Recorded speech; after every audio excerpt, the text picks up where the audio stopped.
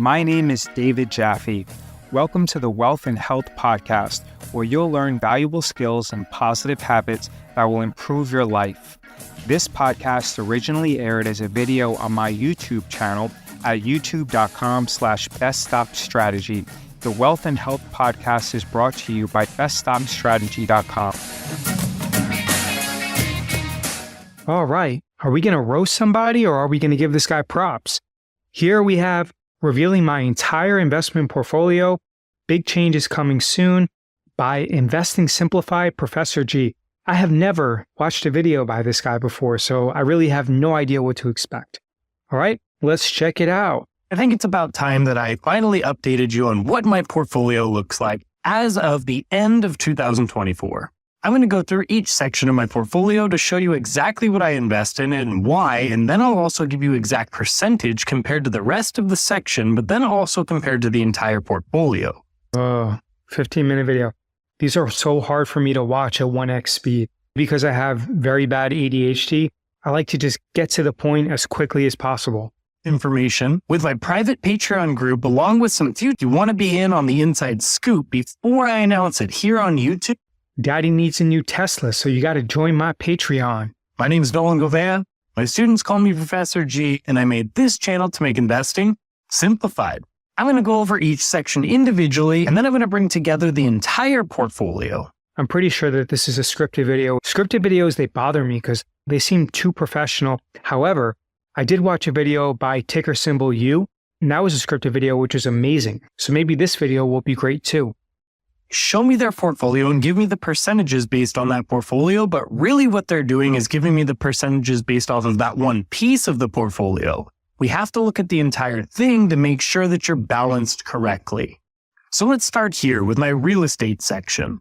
To me, I don't count one's primary residence where you actually currently live as an investment. Now, if you're house hacking or if you are renting out a room or renting out the casita or something like that, or you have an ADU even, that would be something where you're bringing in money with your house. But other than that, if all you're doing is paying down the mortgage and increasing your equity within the home, you're not actually making money from the house. I remember in August 2020, we were looking for some properties in Miami, in Coconut Grove and Pinecrest. And those properties that we looked at are now about 2.5 times more than what they were previously. Personally, I would prefer to live in Coconut Grove as opposed to Pinecrest because Pinecrest is a little far. But the point is that your house can be an asset. Kind of a makeshift savings account. And so I do like it. And I do think, you're building equity and it's a great thing to have, obviously. But when I'm talking about investments, I'm talking about something that's going to put money into your pocket, something that's more of an asset in that regard. And so I'm talking about rental properties here. I used to have two rentals. I used to have a short-term rental where I would do Airbnb, and then I have a long-term rental. Both of them have their pros and cons, and it was good for me to go through both different types. But to me, I'm definitely more of a buy and hold investor when I'm talking about stocks and equities. So for me, that long-term real estate, long-term rental is something that's a little bit more in line with my goals and just my amount of time that I have to even work on it. The problem with rentals is that if you have one bad tenant, it can really screw things up. You really have to be comfortable with the tenant laws and the local jurisdiction and things of that nature because you can get destroyed. One of my close friends, she lives in San Francisco and she bought a few rental properties in Georgia. One of them, she let in a woman who was a professional scammer. And this woman started threatening her and not paying rent and saying that she was going to report my friend to the Department of Buildings and the state and things like that. And it became such a headache that my friend had to pay her to leave the house. But in states like Georgia, unless they've changed the laws, it seems like it's not landlord friendly. I do believe in Arkansas, if you don't pay rent, it's actually criminal. But in other places, you have to be really careful in learning the laws. The short-term rental, the Airbnb, I could have had a property management company just handle that and I would have gotten a paycheck or whatever every single month, but I didn't really want to do that. I like to be hands-on in whatever I do. So I tried that for about 6 months, maybe 9 months or so. And then I just decided, I don't really like this. I sold out of the house. It was something where I broke even on it. So not the end of the world there. I did learn a lot of things. But in my long-term rental, that one has been amazing. I bought that one in 2019 or so, right before COVID, right before all the price appreciation in homes. So I feel very blessed. I'm very thankful that I was able to get into that before all of that and when the rates were down low. So for me, I definitely see the value of holding a home and having a home, and recently being able to rent that thing out and then being able to have a long-term renter is just very, very solid. One of the other issues is that when you have renters, they're never going to care for your property as much as you care for something when you own it. So that's another thing to take into consideration. I'm not a huge fan of rentals, primarily because if you only own a few properties, there's so much variance that can go wrong if you have one or two bad tenants. But if you have an apartment building or you have hundreds of tenants, then one or two bad tenants is not really going to hurt you. But overall, considering the fees when you buy and sell, and then oftentimes you have mandatory insurance and coverage, I'm not a huge fan of rental properties. So now is the next section in my 401k/403b. For my university, it's a 403b, but you probably have a 401k or a TSP or something of that nature. This one's pretty simple as well. When you go to look at what types of options you actually have within your retirement account, your 401k or whatever, they're usually... I wish I could watch this video on 2x speed. It's just very, very difficult for me. I have very bad ADHD. Bunch of different types of names, and there are different types of accounts, a lot of target date funds, maybe S&P 500 funds, some growth, some small cap, some mid cap, and they all have crazy fees. So you have to really look and find which types of accounts you want to invest in, but watch out for those fees. For me, the best one that I found, and the one that I usually recommend with my clients, is going to be something like a large cap US fund or something that tracks the S&P 500 or the total US stock market. All right, for me, that's fine. I chose one that tracks Nothing the wrong with S&P that. 500, and that's what 100% of my 403b is in. No so problem. Now for my That's next solid. retirement account, I also have a Roth IRA. And so I used to invest in the Roth IRA just normally for the first couple of years of having the Roth IRA. And then recently, over the last couple of years, my income has exceeded the threshold that you're allowed to invest directly into the Roth IRA. And so I've been doing the backdoor Roth IRA every single year. For my retirement account specifically, Ooh. I definitely just believe... Ooh, that was nice. Look at the multiple camera angles. I like that. That's fancy. You definitely fancy, Professor G. in the 3 ETF portfolio that I talk about all the time on this channel. This will just keep building and building until retirement age of over 59 and a half. My 3-fund portfolio consists of a foundational section like the S&P 500 or total stock market index, a less volatile section like a value or dividend ETF, and a more volatile section for higher risk but hopefully Like higher QQQs? reward like a growth ETF. Yeah. Since I have such a large amount going to the foundational portion in the S&P 500 in my 403b, I don't invest in that here in the Roth. So my Roth is pretty boring and mostly split between 2 categories. For dividend/value, I choose SCHD, which is the Schwab US. And then for the growth side, I split between 2 growth ETFs and a Bitcoin ETF. On that side, I have 25% in SCHG, 20% in QQQM, and 5% in the Bitcoin in the Fidelity Wise Origin Bitcoin Fund, FBTC. I would probably change out SCHD for something like IWM. SCHD underperformed the market over the past year, but even so, it's pretty solid. And I believe it has a relatively high dividend as well. So it's not bad. Dividend and 50% growth. But in my retirement in total, I'm about 40% foundational, 30% value, 30% growth. So now to the fun one, the taxable brokerage account. And this one, I have the most positions compared to everything else, but it's still pretty light compared to what most people have. So I'm going to tell you from my smallest position all the way to the largest, just absolutely crushing it. And he was building a business that was actually better on paper than Amazon. It was actually doing better in all categories than Amazon. Was about to take over the world. But then the Chinese government came in and just snatched that thing. I hate when they do This that. guy was Jack Ma, and his company is called Alibaba. So at the time when I was investing in this, that company was a behemoth. It just looked like it was going to go crazy and just get bigger and bigger. But then the Chinese government came in and did what they did, and it gave me a crash course in learning that not all governments are the same. I remember Jack Ma about 4 to 5 years ago. You would see him on the news all the time, see him in press conferences. Now he's just completely disappeared.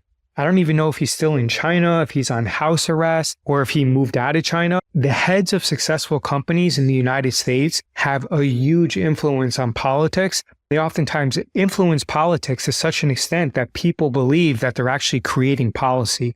someone like Elon Musk. Whereas in China, even if you're the most successful and wealthy entrepreneur in the entire country, you're always going to be second to the government. The government in China can take away everything from you if you fall out of favor with the CCP. So I definitely won't be investing in any individual companies in China or those types of governments ever again. It was a good lesson for me and for my students. In my portfolio, about 0.5% is allocated to Alibaba at this point. 0.5%, why even have it? What's the point? Why even take up the mental space of following the stock if it's going to be less than 1% of your entire portfolio? Position as far as individual stock within my portfolio. We all know that AI is just booming and is going to continue to Probably boom. I want to Palantir. get in specifically in the software side of AI, and so I chose Palantir. Look at that, I was right. Never seen this video before. So it makes up 2% of my taxable brokerage. Dude, you should definitely be a lot more aggressive considering that the majority of your other portfolio is in very, very safe investments. And on November 18th of this year, I told the Patreon group that I'm buying, and many others did the same. In 1 month, we're all up over 21%. The next individual stock in my account here is Disney. Not a fan. Again. Definitely not a fan of that woke policy. I live in Florida, and Governor DeSantis almost took away their special district. They have something called the Reedy Creek Improvement District or something like that near Orlando. Definitely not a fan of Disney. Plus, it's underperformed. On a lot of this back then when I was really doing more research specifically in individual companies at the time. And since then, I haven't really added to it. Disney makes up about 2.5% of my taxable brokerage. The next stock that I hold is Apple. All right, that's I don't need solid. to say a lot about Apple here because I'm pretty sure we all know who they are and what they are. They're just going to be a great company for years and years to come. But I do think the next year or two, they're going to trade a little bit sideways as they figure some things out. This stock makes Well, why would you feel that? I don't understand. Why would you feel that way? It's had a great 2024. I mean, you don't provide any explanation on why you feel that way, but all right, whatever. It's fine. Next is probably my favorite company overall, just because I look up to and have learned so much from Warren Buffett. Okay, And BRKB. this is Berkshire Hathaway. Okay. Berkshire makes up about 4% of my brokerage. I would probably add something like Blackstone, BX, but I'm a huge fan of BRK as well. 25, and even now, because with so much cash sitting off to the side, I know Buffett's poised to make some big moves soon. My largest individual stock is Microsoft. Okay, great. They're the clear leader in the world of AI, specifically broadly, and have invested so much in building out AI and just having their hands in anything that has to do with AI. Along with already having such a sustainable and strong business model from before, they just added this huge piece to the business. They also have so many governmental contracts and such sticky customers that this company is just going to continue to soar. Microsoft makes up 5% of my taxable brokerage. Okay, no problem with individual stocks make up 17% of my taxable brokerage. The next position, I'd probably increase my size in Palantir and Microsoft, but no problem. Let's see what other securities he has in his portfolio. is made up of 12% in SCHG. Then I also hold 10% in QQQM. So of my growth ETFs, this makes up 22% of my taxable brokerage.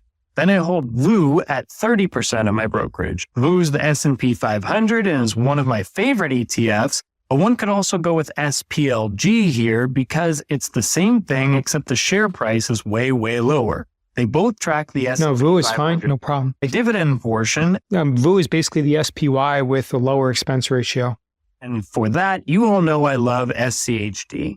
SCHD makes up 31% of the brokerage account. When you group the correct stocks within the correct categories, it looks like this. 31% in dividend/value, all of that is in SCHD. 32.5% in growth, and that's split up with 10.5% growth stocks and 22% growth ETFs. Then 36.5% in foundational. Berkshire Hathaway and Disney are considered foundational in my opinion, and that's 6.5% in the stocks. And so then I have 30% in VU, or the S&P 500. Next is cryptocurrency. When I first started investing in crypto, it was back in like 2018 or so. And when I first started out, I just really liked to research all the new technology that was coming and specifically all the little altcoins and how they work. I thought that the problems that they're trying to solve were definitely ones worth solving and that they made a good case as to how they could solve them. After many years of research since then, I really only believe in Bitcoin. I do believe in the blockchain technology behind all of this whole crypto space, but specifically Bitcoin is the only one that I've really been adding any money to since the last couple of years. So my largest position here by far is Bitcoin at 72% of the crypto portfolio. My next largest position is Ethereum, and that makes up 15% of the crypto. Next is Cardano, which makes up 8%. And then I hold Chainlink, XRP, Polygon Matic, and VeChain, which makes up about 5% in total. Again, I do very much believe in Bitcoin and in the blockchain technology in general. I've just seen way too many people lose way too much money too quickly and get the rug pulled out from underneath them with pretty much everything else in the crypto space. So I'm still a little bit weary about almost everything else, but I do like Bitcoin. I want you to have cash on the side for some emergencies, and I do the exact same thing. The closer you are to retirement, the more that you should have in cash, or the more that you should have at least outside of the stock market or outside of any risky type of assets, because we want to keep that money as stable as possible. For me, I keep about 6 months worth of living expenses in a high yield savings account. Most of my money I've been dollar cost averaging every single month. But anyway, my high yield savings account makes up about 3% of my entire portfolio, and I'll show you that in a minute. Another category that I have that you may not have, but some of you probably do, is one specifically for my business. Any good business takes part of their profits and reinvests that right back into the business to help it grow or to just make it better for next year. This makes up another 3% or so of my portfolio as I hold this in a cash account as well. Okay. So now I'm going to bring together my entire portfolio and show you everything as far as percentages for the entire portfolio so you have a better idea of the entire thing. My portfolio looks like this because it works for me and it hits exactly what I'm supposed to in order to hit my goal eventually. Yours might look definitely different than mine, and we both will be right. My high yield savings account makes up 3%. The cash on the side for my business makes up another 3%. The crypto side of the portfolio makes up 12%. Real estate is about 23%. The growth section is 18%. SCHD, or the value/dividend part, is 18% as well. And then foundational for the S&P 500 is 23%. Crypto is never meant to take up that much of my portfolio. But like I said, I've been investing in it for about 6 or 7 years now, and it's appreciated a bunch, especially lately at all-time highs. And so at the end of this bull market, probably sometime in the middle of 2025, I'm going to cut that in half, take those profits, and put that into the 3 ETF portfolio. Okay. I'll be adding to my 3 ETF portfolio every month in 2025, and for sure Berkshire Hathaway, Microsoft, and Palantir as well. Overall, I think it's okay. I think for a guy who's really young, he's probably only about 35 years old, I believe that if he took 100% of his money and invested it in VGT, he would probably outperform this portfolio long term. I think this portfolio is a little bit too complicated.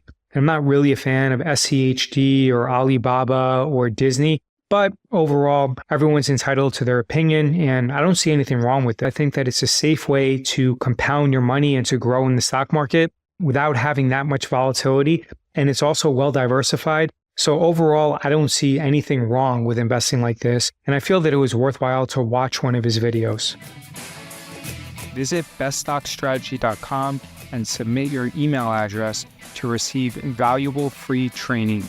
Please give this podcast a positive rating and a review. If you have any questions, visit beststockstrategy.com and send me a message.